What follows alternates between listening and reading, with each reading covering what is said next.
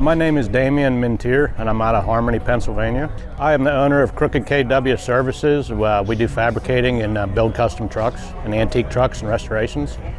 Just started this business about 3 years ago, but myself have been doing it for over 20. This truck is a 1955 needlenose Kenworth. I'm the second owner. I've had it for over 25 years.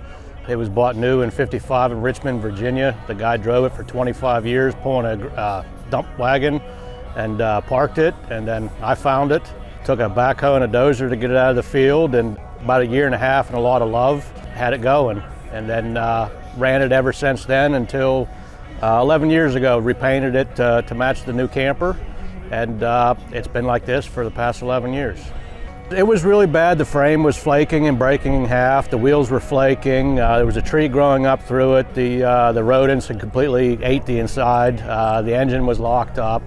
So completely repowered it, reworked everything front to back, different chassis. I wanted a Caterpillar in this, and it wasn't an option, so I lengthened the hood 10 inches so I could fit a cat in it. Modernized the inside. It's got air conditioning, power windows, power door locks, all the comforts, and it's fun to drive.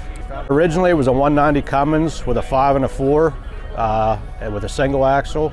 Now it has a 4 1/4 B model Cat with a 13-speed air ride, Kenworth air ride.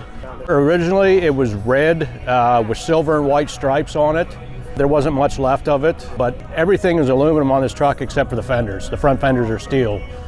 All in all, I mean, that part, it was in decent shape, but everything inside and under was not.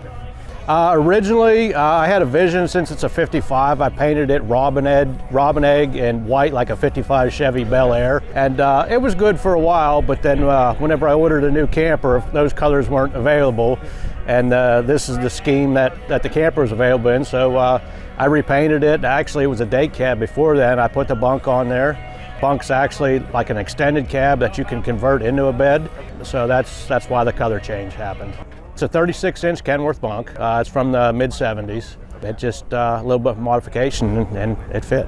Everything on this truck is either fabricated or modified. Some of the stuff is from newer Kenworths that you had to rework and rip apart and modify. Everything had to be made to fit this because you could not get parts for it. So a lot of sourcing, a lot of creativity, and it happened.